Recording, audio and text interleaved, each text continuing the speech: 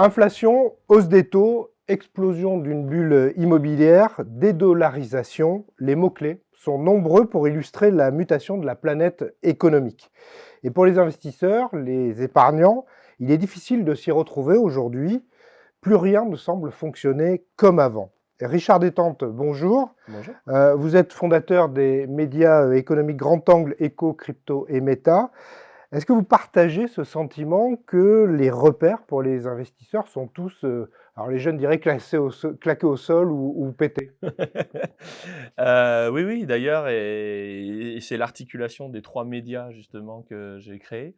Globalement, Grand Angle Éco vise à adresser les craintes et les peurs parce qu'en fait, le monde évolue vite, on a du mal à le comprendre et ben, je propose une vision, hein, est ce qu'elle est, mais voilà, je propose une modélisation pour se le représenter et du coup, pour que les gens puissent s'adapter et ensuite, quand on veut se tourner vers l'avenir et qu'on veut un peu aller plus loin, bah, il y a crypto et puis quand on veut, on n'est pas loin du casino aujourd'hui, bah, il y a Meta, quoi, voilà. Donc en fait, oui, il y a les gens se posent énormément de questions, ce qui fait mon plus grand bonheur, sur le point de vue business. Alors, depuis 2008, on va dater ça à 2008. Depuis 2008, parce qu'on pourrait remonter à 2000 avec la bulle de l'an 2000, mais depuis 2008, on a l'impression que les crises s'enchaînent. Et puis là, c'est un festival avec le Covid, avec la guerre en Ukraine. Et pour l'investisseur ou l'épargnant, en fait, on ne sait plus où mettre ses œufs et dans quel panier non plus. En fait, la «crise» entre guillemets, pour moi, elle a commencé à la fin des années 70, début des années 80 et fondamentalement, j'ai envie de dire, c'est pas grave parce que, c'est grave mais pas désespéré. Parce qu'en réalité, les nations vivent, s'enfoncent et de temps en temps meurent ou alors rebondissent. C'est tout le livre de Ray Dalio, Rise and Fall of Empires, parce qu'en fait, l'idée, c'est que tout ce qui est vivant est volatile. Donc il y a des petits cycles. Le plus petit cycle que je connaisse, c'est les battements du cœur. J'aime bien que mon cœur il soit un peu volatile, il y a un peu de volatilité, parce que le jour où il n'y a plus de volatilité, c'est que je suis mort. Donc Il faut qu'il reste régulier quand même, hein. exactement, mais il a sa volatilité, voilà, ça monte, ça descend et il se trouve que, l'Union européenne, l'Europe et même l'Occident, puisque les États-Unis ont un cycle un peu synchronisé avec le nôtre, bah, on a passé un pic, un âge d'or, on va dire une apogée à la fin des années 70 et ce qui est génial, c'est que si vous regardez la courbe des taux d'intérêt directeurs de la Fed, vous lisez ces cycles. Parce qu'en fait, les taux d'intérêt, sur une monnaie, on aura l'occasion d'y revenir, mais Maurice Allais a démontré que c'était, la croissance de long terme. Parce que vous ne pouvez pas facturer l'argent plus cher que les entrepreneurs, peuvent vous le rendre. Voilà. Donc tout ça est très lisible en fait et très, c'est le côté un peu paisible où on se dit, «Ouais, ça va pas bien», mais en fait voilà, l'Occident est dans une phase de déprime. Et puis, bah, ça va remonter. Alors, il y a des cycles d'impression monétaire, éventuellement des guerres, il y a des choses un peu moins marrantes. Mais voilà, on vit la baisse. Donc, et du coup, d'autres régions dans le monde vivent leur reprise. La Chine, moi, quand j'étais petit, tout le monde disait, oh là là, en gros, pour caricaturer, on les voyait comme des bouseux, quoi, qui étaient pauvres, qui vivaient dans la fange. Sauf qu'ils sortaient d'un siècle, un siècle et demi de dépression, au sens littéral, hein. Et aujourd'hui, bah, c'est eux qui sont sur la montante. Mon père me disait quand j'étais petit, c'est comme à la balançoire, chacun son tour. Donc voilà. Alors quand, vous parlez de cet Occident qui est en train de vieillir, on avait parlé, alors les Américains parlaient du vieux continent en parlant de l'Europe. Je pense que les Chinois doivent parler du vieil Occident, eux. Quand on voit cet Occident qui est en train effectivement de se dépérir et surtout de se shooter au taux d'intérêt, à la masse monétaire. C'est-à-dire que peut-être qu'il est en dépression, mais il n'a pas envie de mourir non plus. Donc il y est allé gaiement, en boostant ses économies à grands coups d'émissions de monnaie. Alors si on veut être, finir sur, le endgame, la fin de partie un peu et d'un côté optimiste, tous les gens qui nous traitent de vieux blancs un peu dégénérés, en gros, c'est un peu ça le message, je dirais: «Bah, attendez, on reverra ça dans 50 ans, ou dans 30 ans». Parce Quand on qu'en sera fait une minorité. non, parce que, d'ici 30 ans, en fait, ce sont des cycles et je veux dire, il n'y a pas de raison qu'on disparaisse, de la surface de la planète. Donc à un moment, on va se ressaisir et il y a quelque chose pour lesquels l'Occident est très fort et surtout les États-Unis, mais comme après en Europe, on copie vite et voilà, on est un peu affiliés, donc ça pourrait bien se passer pour nous et il y a de très bons ingénieurs en France, c'est, la croissance et les évolutions schumpeteriennes. Je veux dire, toutes les nouvelles technologies qui vont venir casser l'ordre social, parce que bah, quand on invente Uber, ça frotte un peu au niveau de l'ordre social, surtout chez les taxis. Eh bien, ce sont les civilisations qui sont le plus à terre qui ont la capacité à les admettre et à les porter, parce que justement, elles ont une incentive. Elles sont déjà au bas, et c'est pour ça que la Chine a explosé dans les dernières décennies, parce qu'ils sont partis de très bas. Donc quand on leur a dit, bah regardez là-bas, il y a des modèles, on peut adapter, ils l'ont fait, ils l'ont très bien fait, et ils se sont serrés la ceinture un cran de plus pour financer leurs réserves de change, de devises, qui sont extraordinairement élevées aujourd'hui, pour arriver à la place où ils sont aujourd'hui. Donc quand on vous traite de vieux dégénérés, oh ils sont has-been, etc. Je dis ouais, bon bah attendez 20 ans, 30 ans, on verra, on comptera les. Voilà. Oui, puis on voit arriver par exemple l'intelligence artificielle où visiblement les Américains ont décidé qu'ils avaient le leadership là-dessus. Et quand vous avez l'IA qui arrive et que vous êtes une société au top de son organisation, ça veut dire que vous avez développé. Ce qui a fait la croissance de la France, c'est Polytechnique, c'est les ponts et chaussées, c'est l'administration française, parce que quand vous sortez de la guerre, vous n'avez plus de ponts, vous n'avez plus de chaussées, vous n'avez plus de mines, voilà, vous n'avez plus rien. C'est la planification, hein, très Ben oui, clairement. Ouais. mais parce que ça, c'est de la croissance ricardienne. Donc Ricardo, c'est quelqu'un de très propre sur lui, très carré. Pour moi, ça ressemble à peu près à un expert comptable planificateur. Donc il structure tout, et c'est facile en fait de construire et d'ordonner quand on est dans une société qui part de bas et qui va en croissance. Mais une fois que vous êtes ordonné comme on l'est aujourd'hui en France, où tout est sclérosé, tout est fossilisé, on a l'impression d'avoir été coulé dans le marbre, eh bien, dans le béton, eh bien, le problème, c'est que quand vous avez des innovations comme l'IA, vous n'en voulez pas. Parce que ça vient casser et perturber l'ordre social. Ça vient casser pas les monopoles, mais les gardes-chasse. Alors que si l'IA arrive, bah, pour moi, elle sera adoptée dans les pays qui ont cette capacité intellectuelle à prendre les innovations et qui sont aussi au plus bas parce qu'ils sont comme des morts de faim à chercher des solutions.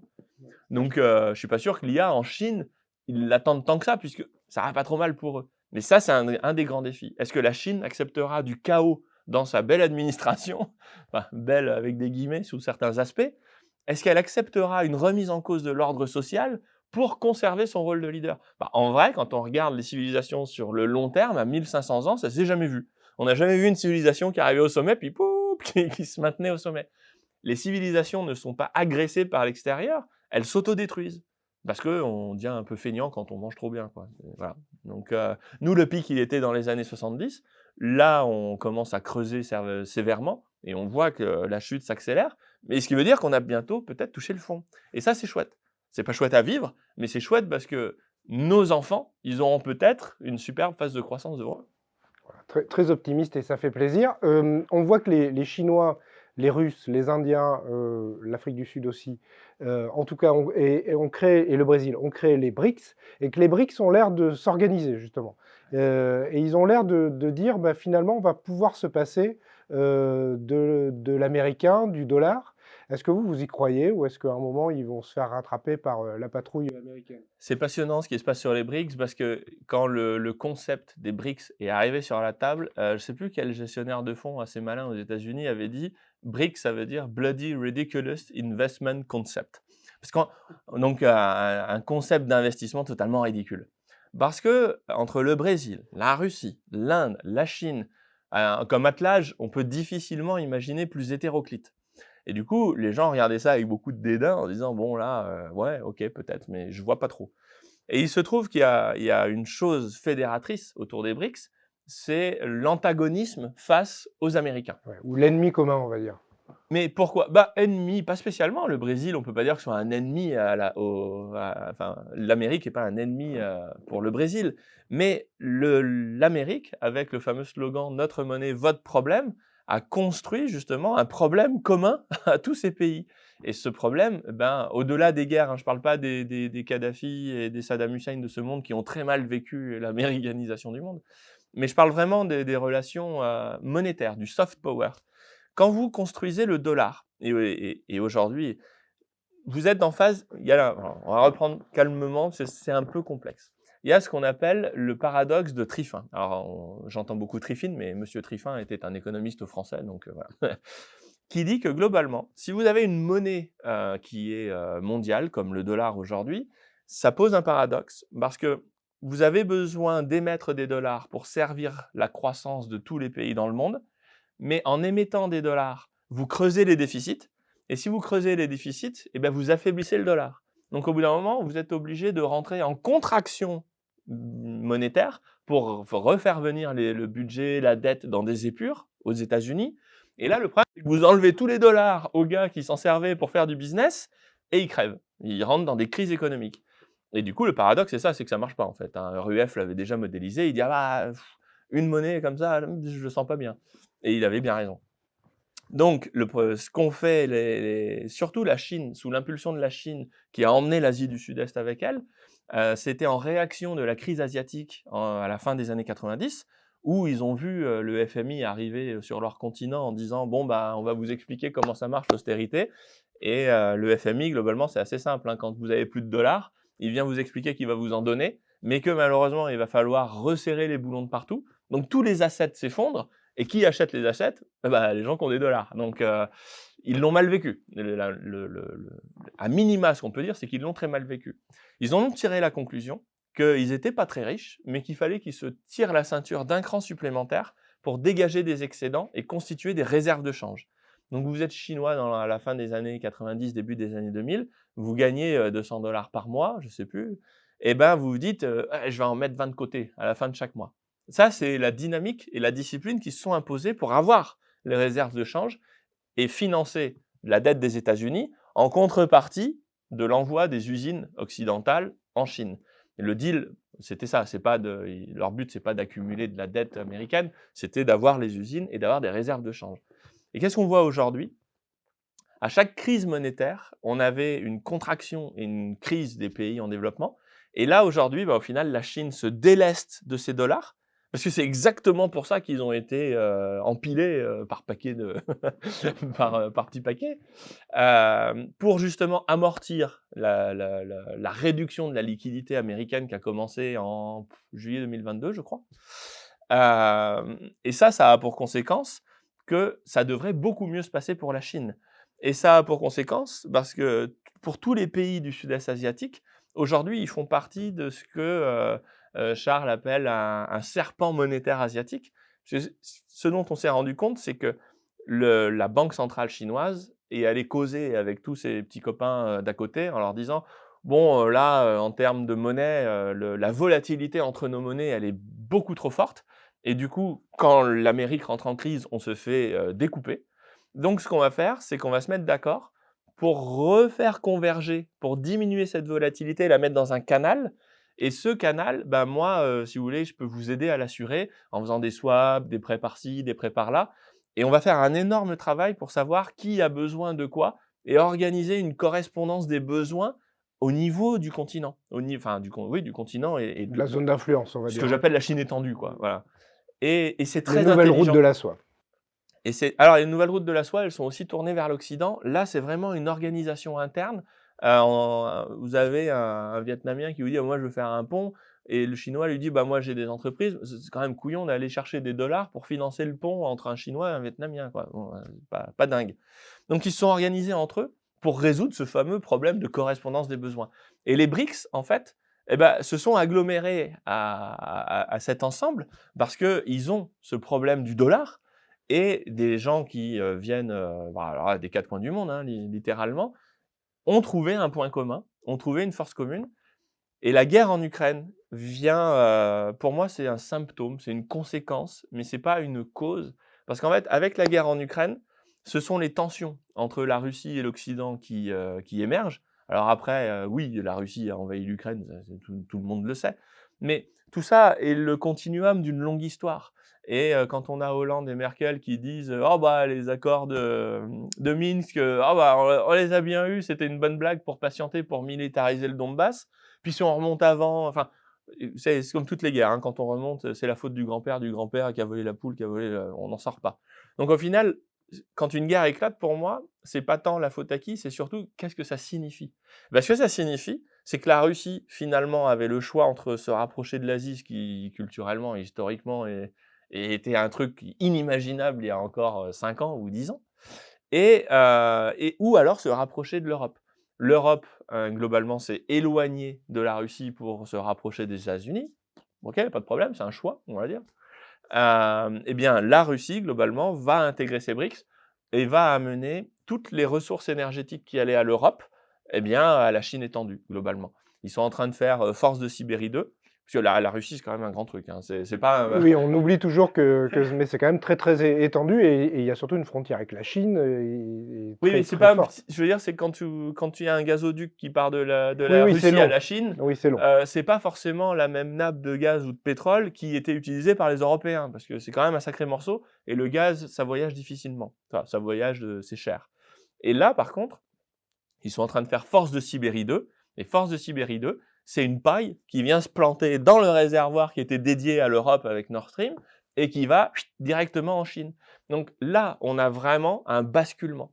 Donc c'est tout ce à quoi on est en train d'assister. Le dollar monte en ce moment parce que la dédollarisation agit moins vite que la restriction monétaire des États-Unis, mais les gars d'en face, ils sont préparés et ils mettent en action leur plan. Voilà, ils baissent leur quantité de dollars, ils serrent les rangs, ils se mettent en tortue là, comme dans Astérix. Ouais, ils échangent ça contre de l'or, Ils prennent plus les coups, ils les absorbent. voilà. Et ça, en fait, c'est vraiment nouveau pour la peine. La seule limite, sans doute, c'est que, même les BRICS, même les 50 qui sont intéressés par les BRICS, vont quand même avoir du mal à aller jusqu'à choisir le yuan. C'est-à-dire que ça reste quand même une monnaie d'un pays, très communiste et qui pourrait un jour dire: «Bah, tiens, plus de convertibilité, d'une minute à l'autre».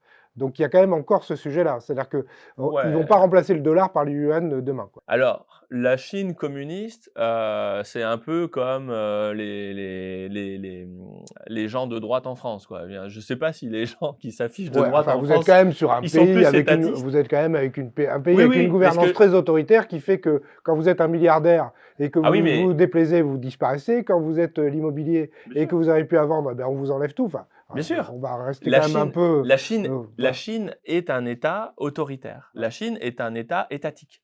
Mais ce que je veux dire par là, c'est que le capitalisme, c'est la propriété du capital. Moi, j'aime bien. En plus, le gauche ou droite, je m'en fiche parce que gauche ou droite, pour moi, c'est le bien, le mal. Et dans mon travail, mon sujet, c'est pas de savoir ce qui est bien ou ce qui est mal, mais ce qui marche ou ce qui ne marche pas.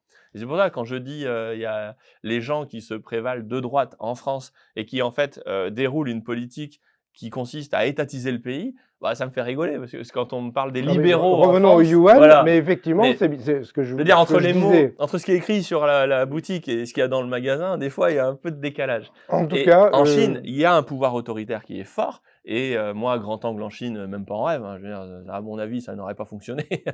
J'aurais 2-3 petits problèmes. Mais ce que je veux dire par là, c'est que pour le commerçant, pour l'entrepreneur, pour le gars qui veut créer des business, la Chine est un pays redoutablement capitaliste. Parce qu'ils sont dans une phase de croissance ricardienne, dont on a parlé tout à l'heure. Et au final, quand vous avez un champ de blé au nord, hein, et puis des rizières au sud, et qu'il faut faire un pont qui est attendu par tout le monde, le premier entrepreneur qui est capable de dire bah, « moi j'ai du béton, j'ai de la ferraille, j'ai des camions, j'ai des machins », il est accueilli à bras ouverts. Donc la Chine, attention, c'est un pays qui est capitaliste sur son tissu économique, parce qu'il est dans une croissance ricardienne. On verra s'il est capable d'accepter du chaos. Et puis oui, après, il y a un pouvoir centralisateur, etc. Mais la Chine, c'est pareil, c'est pas un pays, hein. La Chine, c'est un continent.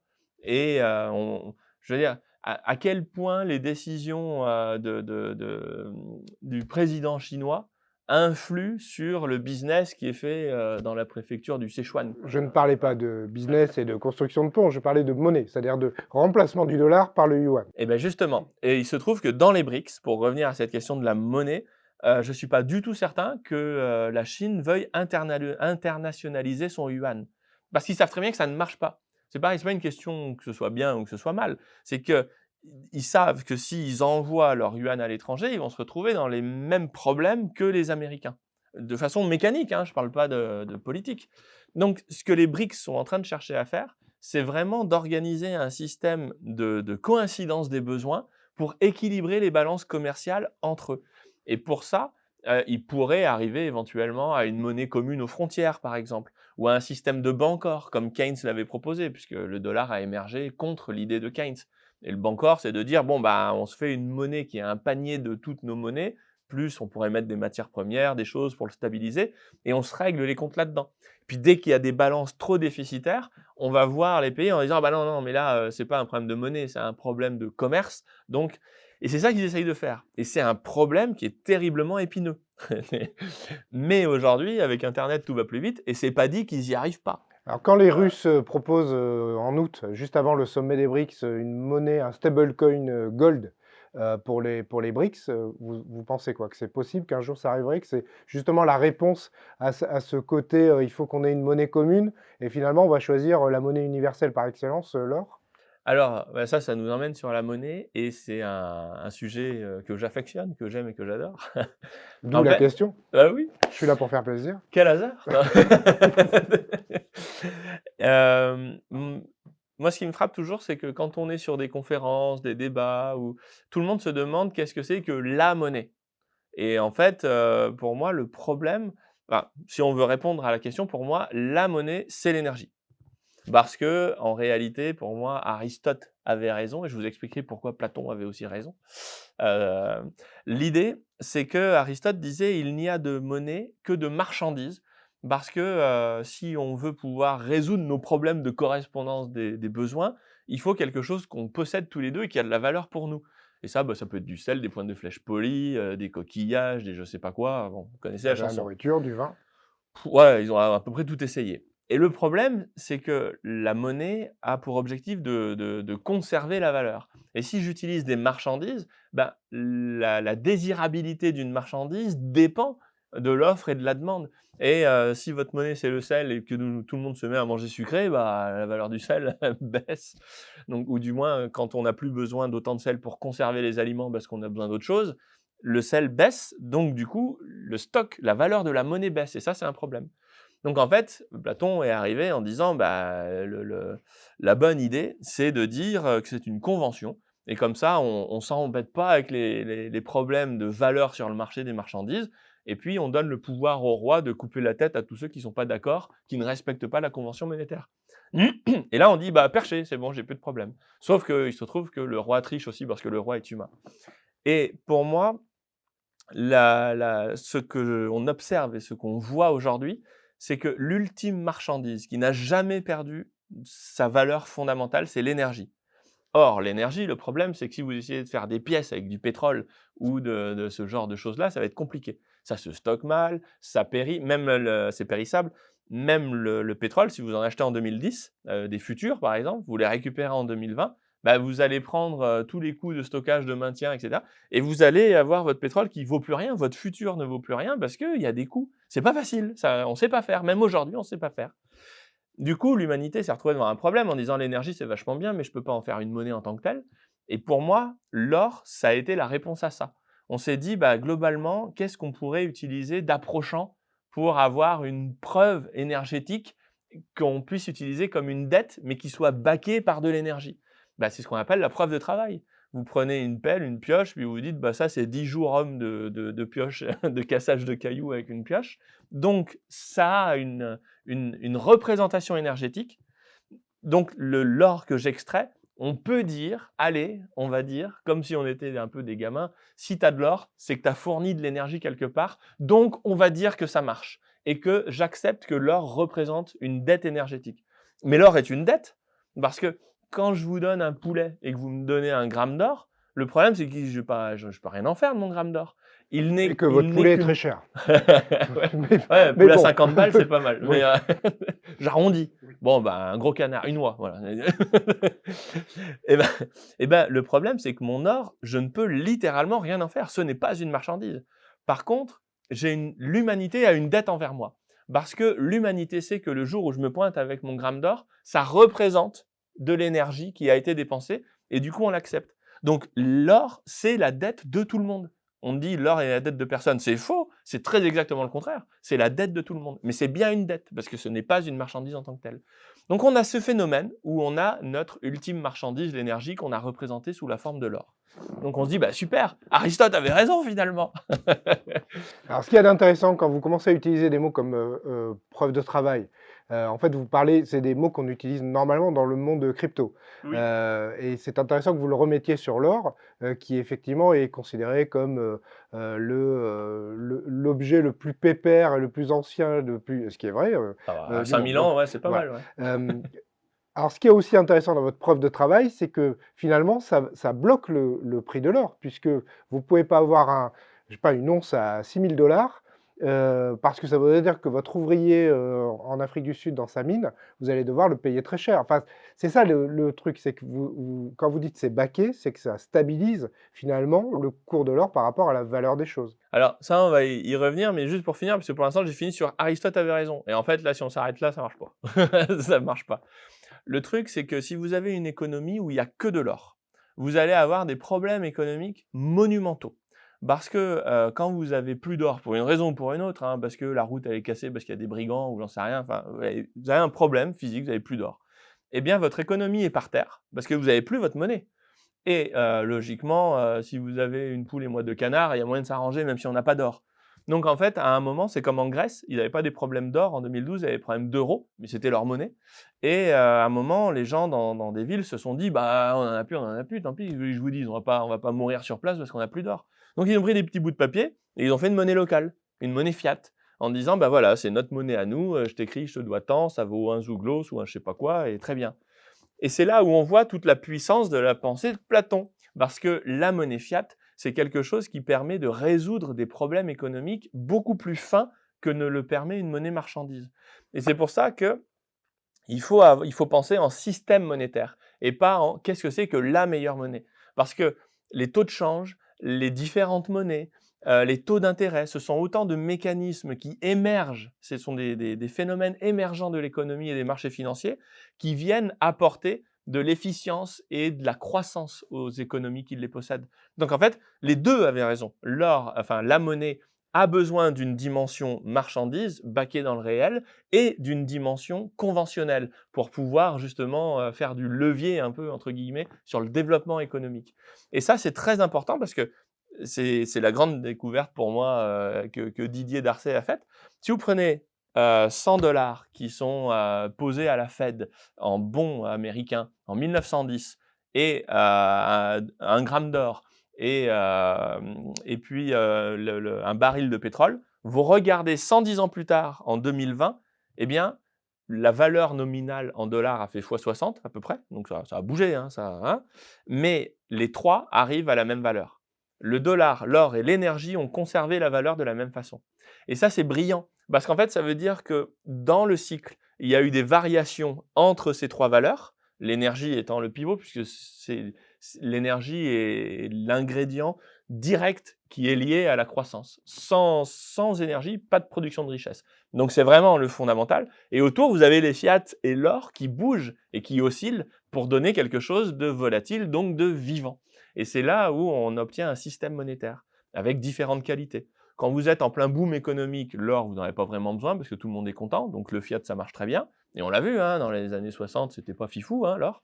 Mais quand vous rentrez dans des périodes où les institutions deviennent malades, parce que le jeu n'est plus bon, la partie n'est plus rigolote, comme au Monopoly, au bout d'un moment, ça devient un peu fin de soirée diabolique. Eh bien, à ce moment-là, une façon de sortir du jeu, c'est de vendre et d'acheter de l'or. Donc, on a besoin d'un système monétaire et pas de trouver la meilleure monnaie. Alors, quand vous parlez, je vais faire un peu de provocation, mais j'ai l'impression que vous parlez comme quelqu'un de l'ancien monde. C'est-à-dire que quand j'écoute les jeunes d'aujourd'hui, quand ils disent, bah, en fait, il va plus falloir consommer d'énergie ou le moins possible, qu'il va plus falloir de croissance, vous pensez quoi de c'est quand même ceux qui arrivent, hein, donc on ne peut pas non plus dire ils pensent comme des imbéciles. Je pense qu'ils ont sans doute une bonne pensée, en tout cas eux, ils en sont persuadés.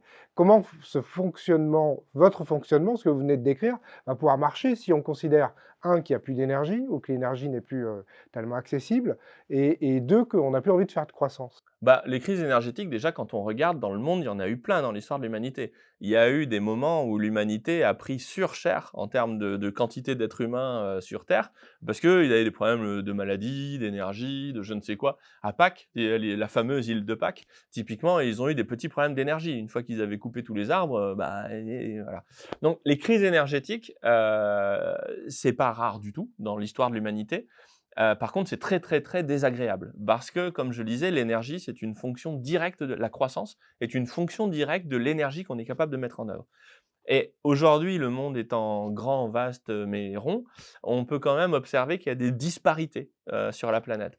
En Europe, typiquement, depuis qu'on n'a plus le gaz russe et depuis qu'on a stoppé le programme nucléaire, Alors là, peut-être qu'on est en train de le ressusciter, mais en réalité, je m'amusais à faire des petits calculs dans la voiture en venant de tête comme ça. Si on voulait que l'Europe dispose de l'énergie suffisante pour alimenter sa croissance actuelle, plus une croissance de 2 ou 3 il faudrait multiplier la capacité nucléaire en France par 10 sur 10 ans, d'ici à 20 ans en fait. C'est-à-dire qu'on pourrait commencer à construire maintenant, et puis c'est dans 20 ans que les dernières centrales nucléaires qui seraient construites dans 10 ans arriveraient toutes en production.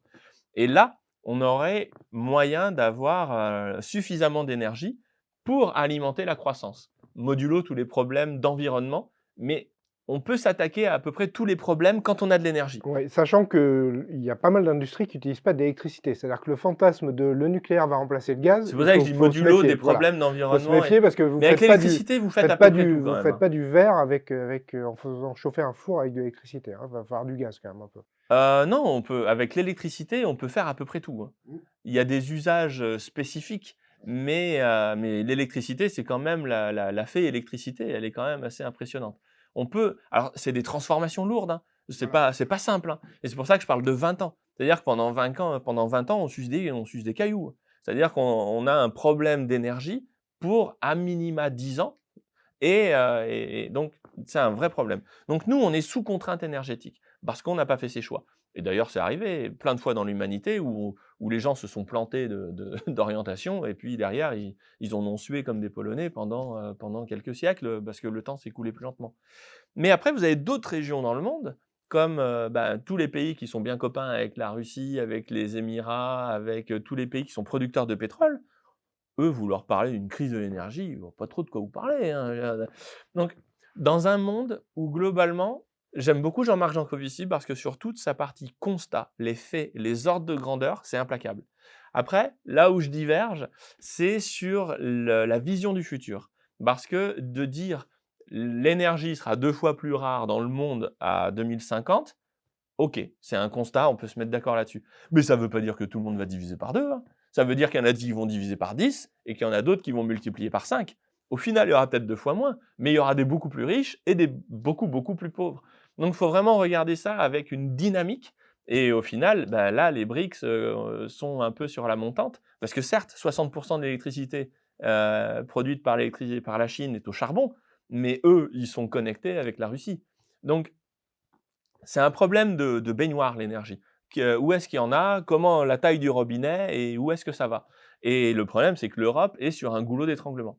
On s'est privé du gaz russe, on s'est privé du nucléaire, donc il est possible que la variable d'ajustement, une part significative de la variable d'ajustement du monde, ce soit la production de richesse européenne. Donc ça, c'est pas cool. Par contre, tous les petits jeunes qui font de la crypto et qui partent à Dubaï ou je sais pas où, ils ont une vision du monde très différente. Il y a aussi les petits jeunes qui ne partent pas à Dubaï et qui ne font pas de crypto et qui, eux, sont très, très éco-angoissés, on va dire, hein. C'est quand même plutôt ça qu'on ressent dans la jeunesse aujourd'hui. Ouais, alors ça, c'est plus politique, mais je trouve ça vraiment pas chic parce que quand vous êtes angoissé, vous êtes immobile, et quand on est jeune, c'est typiquement le moment où on peut être mobile. Si vous êtes angoissé parce que vous vous dites la petite portion de monde dans laquelle je suis me fait peur, barrez-vous. Vous prenez votre baluchon, vous allez ailleurs, en Afrique, en Chine, en je sais pas où, enfin, voyagez quoi. Il y a rien, je veux dire, personne n'a, surtout en Europe, personne n'a des fers aux pieds qui l'attachent à l'endroit où il pense qu'il y a des problèmes. Et puis, du coup, on voyage, on voit, on se dit: «Ah bon, l'Afrique, ils ont quand même 2-3 sujets aussi, c'est pas simple là-bas». Et puis la Chine, l'Asie, oui, bon, économiquement, mais politiquement, c'est retors. Bon, et puis voilà, on met de la pondération et de la tempérance dans tout ça. Mais stresser des gamins qui finissent par dire je veux pas avoir d'enfants parce qu'on est tous morts. Ça, par contre, j'ai deux enfants, donc ça, ça me touche un peu plus. Mais je trouve ça très dommage pour la peine. Voilà. Arrêtez d'angoisser, bougez. Très bien pour ce tour macroéconomique. On va revenir dans le portefeuille de l'investisseur et de l'épargnant. On va commencer par un premier sujet qui est l'immobilier. Alors c'est extrêmement intéressant parce que l'immobilier en France en tout cas, c'est quand même l'investissement sûr dans la tête des gens par excellence. La pierre c'est solide, il y a tout un tas d'expressions. Quand le bâtiment va, tout va. Et donc là, visiblement, l'immobilier va mal. Pour un élément qui semble un peu particulier, qui est que des taux d'intérêt se mettent à augmenter de, on va dire, de 0,5 ou 1% à 4 ou 5%, 6%. Ce Incroyable. qui ne sont pas beaucoup, surtout. Incroyable. C'est-à-dire qu'ils ne sont pas beaucoup pour quelqu'un de mon âge qui a Ah. connu des taux à 17. Donc, que se passe-t-il avec l'immobilier? Ben, en fait, l'immobilier, alors de base, avant de rentrer sur la mécanique des taux, il faut comprendre ces 3 choses l'immobilier, c'est assez simple. C'est la richesse locale de la population, ce qui explique pourquoi l'immobilier est plus cher à New York, qu'à Tourcoing, voilà, parce que les gens sont globalement plus riches. Ensuite, vous avez les conditions de financement. Plus vous pouvez emprunter longtemps et à des taux bas, plus l'immobilier va être cher parce qu'en fait, ça agit comme un levier. Vous avez une pierre, hein, voilà, et puis bah, le levier, il vous permet de la bouger plus ou moins facilement, tout simplement. Et la troisième chose, c'est la tension entre l'offre et la demande. Voilà. Donc, quand vous avez ces 3 paramètres, vous avez compris l'immobilier pour savoir dans votre endroit à vous, dans votre petit coin de France, est-ce que l'immobilier va monter ou va baisser? Vous dites, est-ce que les gens vont s'enrichir ou vont s'appauvrir chez moi? Est-ce qu'il y a une tension sur le marché? Et comment sont les conditions de financement. Et puis avec ça, vous avez une vision à peu près claire. Sur la richesse de la population française, on vient d'en parler, c'est pas ouf, comme disent les jeunes, parce que le problème, c'est qu'on est en train de s'appauvrir. Alors, ça dépend des coins, ça dépend. Moi, j'ai acheté je suis parti dans le Jura à un moment. Bah, c'était formidable parce que l'immobilier était pas cher, parce que la crise était passée 10 ans avant. Donc, du coup, c'est déjà par terre. Donc, mais avec la crise des mesures anti-Covid, bah, tout le monde s'est rué sur la campagne et du coup, bioup, les prix sont remontés comme des bouchons dans l'eau. Donc voilà, ça, on peut localement se poser la question. Ensuite, la tension entre l'offre et la demande, bah, ça c'est très lié à l'endroit où on habite, mais aussi, là, il y a quand même un grain de folie qui s'est emparé de certains dirigeants avec toutes les mesures, on va dire, climatiques. Et c'est même pas climatique en réalité, parce que c'est des mesures qui visent à réduire la consommation d'énergie. Et ça, c'est clé. Moi, j'ai eu, à cause ou grâce, je ne sais pas, j'ai fait partie du pôle de campagne de François Hollande parce que j'avais, une expertise sur le sujet de la rénovation des bâtiments et puis ils m'ont contacté en disant: «Ouais, vous pouvez pas venir, nous raconter un peu comment ça marche?» «Ouais, OK, pas de souci». Et en vrai, pour 40 milliards par an, on peut vraiment avoir une politique d'isolation des logements qui a un vrai effet sur les importations de pétrole et ça, c'est vraiment un sujet majeur. Mais c'est pas tout à fait comme ça que ça a été pris. Ça a été le DPE, ça a été des mesures, qui sont prises en ce moment pour empêcher de relouer des logements Qui sont jugés comme contraignantes, des ouais. passoires thermiques. Et là, on est venu impacter l'offre de plein fouet. Et à un moment où les gens s'appauvrissent, si vous réduisez l'offre de logement, en même temps que les conditions de financement durcissent, bah, en fait, vous êtes en train de faire un cocktail explosif, quoi. Vous fabriquez une petite bombe. Donc ça, c'est le dernier point, c'est les conditions de financement. Lorsque les taux remontent, ben, les gens se rendent compte que finalement, leur immobilier, il vaut pas 200, il vaut 180, et personne ne veut perdre de l'argent sur l'immobilier. Donc, il y a de l'inertie. Les volumes baissent avant que les prix baissent. Et tous ceux qui vendent sont ceux qui n'ont pas le choix. Parce qu'ils Ouais, divorcent, parce que des ou héritiers. ce sont les plus malins. C'est-à-dire que ceux qui disent: «Bah, tiens, ça va continuer à baisser pendant 3 ans, donc il faut que je vende vite». Oui, mais en général, ceux qui vendent, c'est ceux qui n'ont pas le choix. Et ben, en fait, on se croit Et toujours plus ouais. malin que les autres. Et ça, c'est un grand truc sur les marchés. Je connais personne, même dans les meilleurs, qui achètent au plus haut et qui achètent au plus bas et qui vendent au plus haut. Je sais plus si c'est par Rothschild ou Rockefeller, je sais plus, qui avait dit: «Je laisse les 3 derniers pourcents aux pauvres sur les hausses». Parce que timer les marchés, c'est un bon moyen d'être absorbé par la baisse avec tout le monde. Voilà. Donc, ceux qui vendent, c'est surtout ceux qui ont les fers et qui n'ont pas le choix. Parce que, voilà, c'est comme ça. Et vendre Et dans l'urgence dans l'immobilier, c'est perdre. et ensuite, quand les volumes se remettent à aller à la baisse, alors là, vous pouvez partir pour 20 ans ou 30 ans de marché baissier. Parce que l'immobilier, on a l'impression que ça monte tout le temps parce qu'on sort d'un grand cycle de croissance et de détente des conditions de financement. Mais c'est des cycles de 70 ans, donc on peut passer sa vie dans un marché haussier sur l'immobilier. Et du coup, ce qui signifie que vos petits-enfants ou vos enfants pourront passer la leur dans un marché baissier, quoi. Alors, ce qu'il y a d'intéressant avec l'immobilier, c'est l'immobilier papier. Alors moi, ça m'intéresse parce que je trouve que quand c'est géré par des professionnels, il ne devrait pas y avoir de surprise. Et que là, on se rend compte que c'est un peu la panique à bord chez les gérants de SCPI qui disent: «Ah bah zut, on est en train de réévaluer notre stock et on s'aperçoit qu'il n'est pas du tout au niveau, puisque les prix baissent, de la capitalisation. Donc on va baisser les parts de SCPI». Là aussi, on est sur un investissement qui était vendu par un certain nombre de conseillers comme l'investissement le plus sûr et qui rapportait quelques subsides, Ouais, quelques 3-4 intérêts. Voilà, c'est ça. voilà, l'inflation plus 1 ou 2 quoi. Et donc ça, c'est incompréhensible parce que les signaux faibles de bureaux vides, c'était pas des signaux faibles, c'était des alertes énormes. Oui. Comment ça se fait que les SCPI visiblement, sont un peu surprises ou se mettent à réévaluer maintenant? Bah, je vais le faire à l'inverse. Vous êtes gérant de SCPI, vous avez un portefeuille immobilier immense et le marché, vous sentez qu'il commence à se retourner, vous faites quoi? Vous vendez tout au risque d'entraîner le marché local du coup, parce que vous êtes un acteur qui commence à peser ou alors, vous êtes pris dans la machine à laver en fait. Vous pouvez pas réagir. Je veux dire, le fait de prendre conscience que la baisse arrive et commencer à s'adapter, c'est constater la baisse.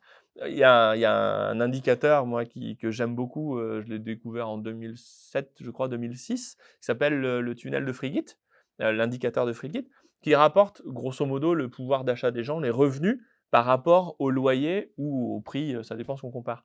Mais on est parti dans un délire depuis entre la bulle internet et la crise des subprimes. Mais une fois que vous avez constaté qu'à Lyon, vous êtes à 2 fois le prix du marché, est-ce que vous allez aller à 3 fois? Bah oui, le marché à Lyon, il est allé à 3 fois, voilà. Donc en fait, si vous sortez en premier, vous suivez votre business, vous dites à vos clients: «Bah, je vous rends l'argent parce que je m'en vais, je le sens pas» et puis vous passez pour un plouc, et parce que la hausse est peut-être pas finie. Et si vous restez, vous êtes pris, mais vous êtes pris avec tout le monde. Donc quand ça baisse en tant que gérant, si tout le monde perd, vous dites: «Ah, les temps sont durs, bah oui, que vous voulez que je vous dise?» Mais vous touchez vos frais tous les ans. Donc finalement le monde va pas si mal pour le gérant. Donc l'immobilier est cyclique et le business des SCPI aussi. Mais c'est des cycles très longs. On parle de 30 ans ou 40 ans. On a le temps de s'imaginer que la volatilité du monde a disparu en 40 ans. On va terminer avec l'immobilier, avec l'investisseur immobilier, c'est-à-dire je suis un particulier, j'ai un peu d'argent et je me mets à acheter des appartements que je rénove, que je loue, etc. Donc quand le marché de l'immobilier est très élevé, ma rentabilité est assez faible puisque les loyers en fait ne permettent pas d'avoir Les assez de loyers n'ont pas rentabilité. explosé, ouais. Et voilà, finalement, on trouve que les loyers sont très chers, mais ils n'ont pas explosé. En tout cas, ils ont moins explosé que le prix de l'immobilier, que Ils ont l'achat. peu monté, mais comme le pouvoir d'achat a baissé, pour les gens, c'est dur. Mais par rapport au prix de l'immobilier qui, lui, a explosé, le ratio va à la baisse. Ouais, c'est une histoire d'ascenseur. Donc là, si les prix baissent à l'achat, en fait, ça va redevenir intéressant pour l'investisseur immobilier basique. En fait, ça redeviendra intéressant, j'ai envie de dire, quand on aura touché le fond et que les gens recommenceront à retrouver du pouvoir d'achat. Parce que si vous avez votre immobilier qui baisse, mais que le pouvoir d'achat des gens baisse aussi, parce qu'on rentre dans une crise énergétique en Europe profonde, au final, vous continuez de chuter. Donc, c'est les fameux couteaux qui tombent, on finit avec les mains en sang quand on essaye de les attraper. Donc pour l'instant, moi je dirais plutôt regardez, observez, puis si c'est votre projet de vie, parce que votre femme, elle vous casse les pieds pour avoir une maison, parce qu'elle veut bouger les cloisons, repeindre les murs tout le temps, bon, vous vous en fichez du prix de l'immobilier. Donc là, il y a des choses à faire sur le plan bancaire. Vous pouvez négocier des choses avec votre banquier. Mais fondamentalement sur l'immobilier, en Europe aujourd'hui, ça marche pas du tout et c'est pour ça que moi je remets tout en Turquie en ce moment. Ça veut dire quoi ça? Moi, mon immobilier, j'ai vendu en France, j'ai tout vendu d'ailleurs, j'ai fait des vidéos et tout, c'est public, hein. J'ai même un acte de vente qui est coincé sur un vieux drive parce que j'ai plus les accès. Du coup, l'acte de vente. Ça, c'est le cloud OVH a fermé, visiblement. C'était free.fr, mais j'ai plus les accès depuis longtemps. Bon, tout ça est connu et public. Et j'ai vendu en 2020, en août 2020, et du coup, j'en ai racheté en Turquie parce qu'en fait, fondamentalement, la Turquie est dans la dynamique inverse de l'Europe. Ils ont de l'énergie qui arrive, ils ont une population jeune qui a une force de travail, ils comptent pas leurs heures, ils ont, oui, en fait, c'est les 30 glorieuses compliquées parce qu'ils ont des problèmes monétaires liés à la dette en dollars. Mais si vous êtes un entrepreneur dans le privé en Turquie, vous n'avez pas de livre turc dans les poches et tout se passe très bien. Les entreprises turques, depuis 2019, délivrent du 4% de rendement en bourse en dollars, hors inflation. Donc, les gens qui souffrent en Turquie, c'est les fonctionnaires et les retraités. Mais une fois qu'Erdogan aura planté la monnaie et du coup la dette occidentale avec, eh oui, que voulez-vous, on ne fait pas d'omelette sans casser des œufs, c'est pas ce qui va attrister ses nouveaux copains en Chine et en Russie.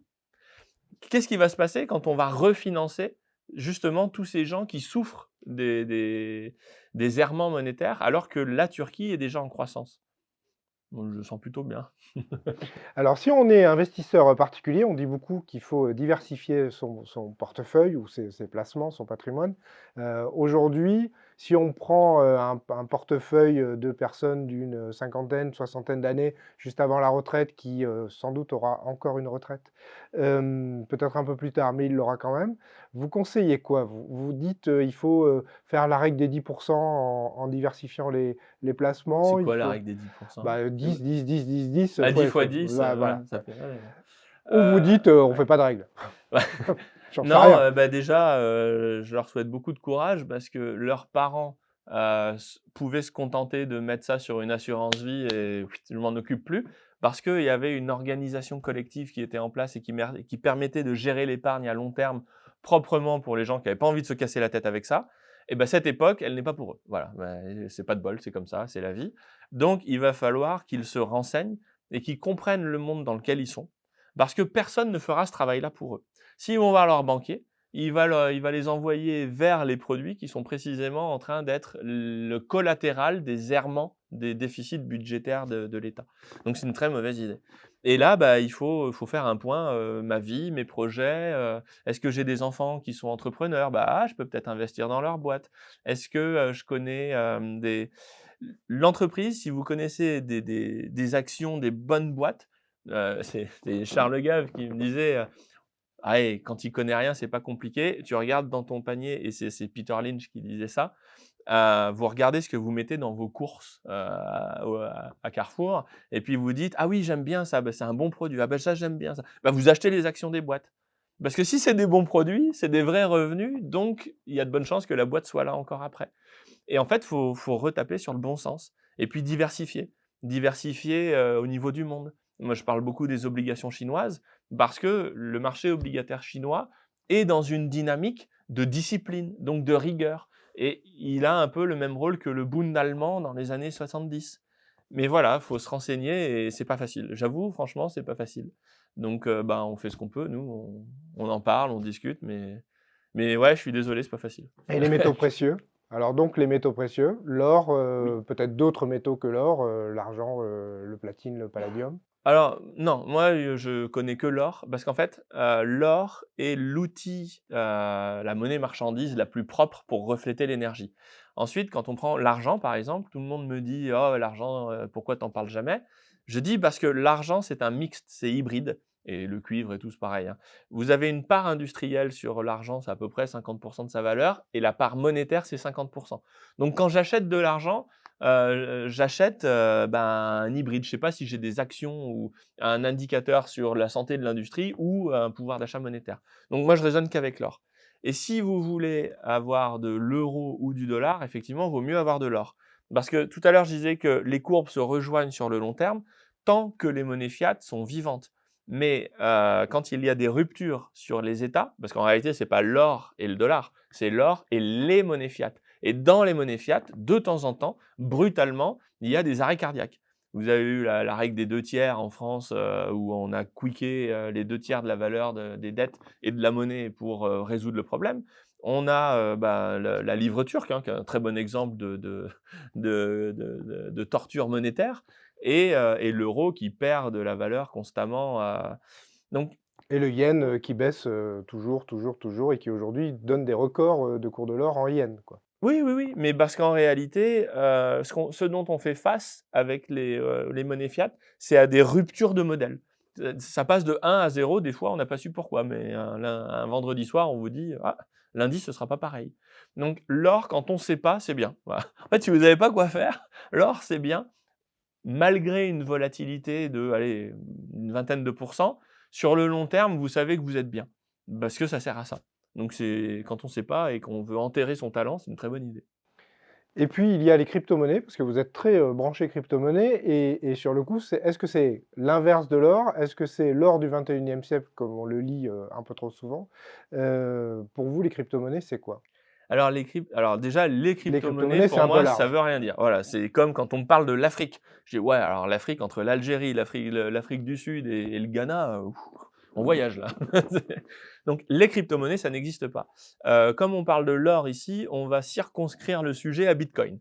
Parce que Bitcoin, c'est la première crypto en preuve d'enjeu, et la seule d'ailleurs, parce que techniquement, c'est comme l'or. Si vous avez quand vous avez Bitcoin qui a la puissance de minage, la preuve de travail, le reste ne sert à rien. Il n'y a qu'une seule monnaie marchandise qui reflète la valeur de l'énergie, par sélection naturelle. Voilà, la meilleure. Et en cela, pour moi, Bitcoin est sur une phase d'adoption, et l'or, c'est du Bitcoin en moins bien. Parce que l'or, c'est un truc, littéralement, qu'on a trouvé par terre en creusant avec une pioche, et on s'est dit, ça marche quand même pas mal pour représenter l'énergie. Voilà. Donc, mais c'est quelque chose qu'on a trouvé par terre, hein. Donc, c'est pas quelque chose qu'on a conçu et designé pour ça. Or, Bitcoin, c'est une preuve de travail qui a été conçue pour refléter la valeur de l'énergie. Donc, c'est beaucoup plus optimisé, et en plus, ça voyage beaucoup plus facilement avec un téléphone. N'importe qui est capable d'acheter et vendre du Bitcoin. Donc, en fait, si Bitcoin réalise sa mission, il va phagocyter Quand la vous dites, valeur de juste l'or. quand vous dites cette phrase, n'importe qui peut acheter ou vendre du Bitcoin, en fait, c'est faux, ça. C'est-à-dire que c'est- dans l'esprit, oui, c'est possible, mais en fait, c'est faux. C'est-à-dire que ma grand-mère, au fin fond des Landes de Gascogne, n'achètera et ne vendra jamais de Bitcoin. Elle peut. Je n'ai pas dit qu'elle le fera. Voilà. Elle peut. Oui, oui, Elle a la tout est capacité. possible. Oui, oui. Mais Même, bon. mais je veux Non, dire, mais ce que je veux vous dire, c'est que c'est un peu un raccourci de dire que tout le monde peut s'approprier le Bitcoin. Pour ah, l'instant, pas encore. la Mais ça va venir, la ça va barrière est venir. encéphalique, elle n'est pas technique. Parce que n'importe qui a un téléphone a accès. Après, avoir la capacité et la compréhension pour le faire, c'est autre chose. Mais moi, je me suis déjà retrouvé sur une plage au Ghana à 23 heures avec des gars à jouer du tam-tam, pas du djembé, où ils faisaient des super sculptures à la main, c'est des artisans. Et je leur dis, ouais, je veux bien te l'acheter, mais tu me la prends en Bitcoin. Je dis, c'est quoi le Bitcoin? Ils découvraient le Bitcoin le soir même. Eh ben, on lui a ouvert un wallet et il avait du Bitcoin dans les 2 heures. Donc, la possibilité, la capacité, elle est partout. Est-ce que vous allez le faire? Ça, c'est autre chose. C'est pas parce que vous avez des livres dans votre salon que vous allez les lire, hein. Donc, mais il y a vraiment une capacité. Et par contre, ce qui est fou, c'est que si Bitcoin est une preuve de travail qui est plus pure que l'or au niveau technique, ça veut dire qu'il a vocation à remplacer l'or. Et c'est une vocation, c'est pas dit qu'il va y arriver, il y a un risque. Et c'est pour ça qu'il y a de la volatilité, c'est parce qu'on n'est pas sûr. Donc un coup on y croit, un coup on y croit moins, et c'est toute la Et magie vous des avez marchés. quelque chose que vous n'aurez pas, c'est les 5000 ans de culture. Oui, oui, tout à fait. Voilà, donc ça Mais je veux peut-être dire, dans 5000 ans. les chevaux avaient avaient quoi comme ancienneté quand la voiture est arrivée? Ça faisait un moment qu'on se baladait à cheval, hein. Donc le bon pari, c'était de dire qu'il y aura encore des chevaux pendant 2000 ans. Bah non, enfin si, il y en a encore, mais bon. Ouais, non, non. Pas pour le même Ouais, usage. c'est ça. Et en fait, l'idée, c'est comment on se débrouille, parce qu'on va pas laisser les gens dans l'ennui comme ça. Comment on fait si on se dit: «Ah bah oui, mais je veux pas prendre de risques, mais je veux garder une preuve de travail pour sauvegarder mon patrimoine». Bah, une petite astuce toute simple, vous dites, le bitcoin, c'est 500 milliards à peu près de market cap, donc l'or, on va dire, c'est 15 000. Bah, allez, ça fait 5 quoi, au ratio comme ça là, hein. Et bah, vous vendez 5 de votre or, vous achetez du bitcoin, et puis quand ça évolue, vous en mettez plus, et quand ça rétrécit, vous en mettez moins. Et comme ça, vous gardez votre monnaie marchandise en preuve de travail stable. Et si jamais Bitcoin prend toute la part, vous direz: «Oh ah, purée, j'ai 90% de Bitcoin dans mon stock, quoi. Qu'est-ce qui s'est passé?» Oui, ça se passera très bien. Alors, on a une chance aussi, c'est qu'il existe des stablecoins, donc des cryptos qui ne sont pas des bitcoins, mais plutôt sous la blockchain Ethereum basée sur l'or. Et donc, effectivement, on peut avoir le meilleur des deux mondes. Alors oui, ben, l'idée, c'est de dire, une fois la question que vous posez, ça répond au problème, supposé. C'est: je veux m'exposer à l'or parce que c'est 95 de la preuve de travail dans le monde aujourd'hui, mais acheter de l'or, c'est une tannée parce qu'il faut des coffres, il faut savoir qui le garde, et si je le mets dans mon jardin, bah, déjà, il faut creuser un trou, Alors, il y enfin a des voilà. gens très bien qui peuvent vous aider ici même hein, pour faire ça. Tout à fait, mais ça reste, et en plus quand je veux le dépenser, alors là, Il y a ça des gens très bien voilà. qui vous permettent de dépenser avec des Mastercard. Tout à fait, mais ça prend du temps, et en plus, chez Aucoffre, il y a des gens qui voudront de l'or pour l'avoir chez eux parce qu'ils veulent la sécurité, comme mon pépé, qui voulait, dans le jardin sous le grand chêne, et si je mets Aucoffre au milieu, j'ajoute un tiers de confiance, et du coup, on peut se dire: «Bah oui, je vais en mettre, un pourcentage sur ma Mastercard parce que, j'ai confiance, en Jean-François et les équipes d'Aucoffre», pas de problème. Mais par rapport à du bitcoin, c'est plus compliqué. Parce que Bitcoin, je l'envoie avec Lightning, je peux payer une petite statuette d'éléphant en bois sur une plage au Ghana avec du Bitcoin en 1 heure. Donc parce que 1 heure, parce que le gars, il apprend ce que c'est par la même occasion. Alors, en Afrique et notamment au Ghana, il faut savoir qu'ils sont très forts en micro-paiement depuis très longtemps, hein. C'est-à-dire qu'ils ont la culture du micro-paiement par téléphone depuis Toute très longtemps, l'Afrique, hein. parce Oui, qu'ils ont voilà. la mobile money. Ouais, voilà. Mais au Salvador, ils n'ont pas la mobile money, ils ont aussi Bitcoin. Mais, je veux dire, la technologie est plus fluide entre les gens. Donc du coup, voilà. Mais quelle était la question? En fait, je ne suis pas contre, parce qu'on a Ouais. l'impression que je vous Mais mets non, un vous peu en vendez. Non.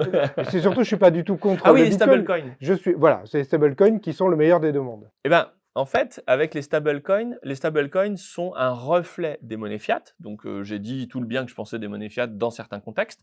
Et si vous voulez, là, on ne parle pas de stablecoin, on parle de tokeniser de l'or plutôt. Et voilà. Vous avez un stock d'or et vous dites, je le mets On dans le une numérise. société. On le numérise. Ouais, je le mets dans une société, puis j'envoie des parts de cette société que je tokenise. Au lieu de dealer des actions, je deal des tokens. C'est ce qu'on fait pour l'immobilier, pour le minage de Bitcoin avec l'Insat Mining, et bientôt pour l'immobilier, mais voilà. Et ça marche très bien. Par contre, on ajoute un tiers de confiance. Donc, c'est toujours un rapport entre l'utilité, la praticité et le niveau de sécurité qu'on veut.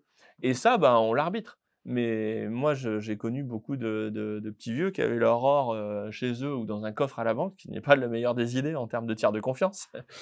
Mais voilà, ça, c'est des arbitrages. Et ce qui est chouette aujourd'hui, c'est qu'effectivement, avec la tokenisation, on peut fluidifier les échanges en or, mais en ajoutant un risque de tiers qui est plus élevé que quand on a son or dans le jardin. Alors, dernier sujet sur le Bitcoin. Alors, on a beaucoup parlé avec Owen Simonin, hein, que vous connaissez bien, Ah oui. mais il y a quand même un vrai sujet sur la volatilité.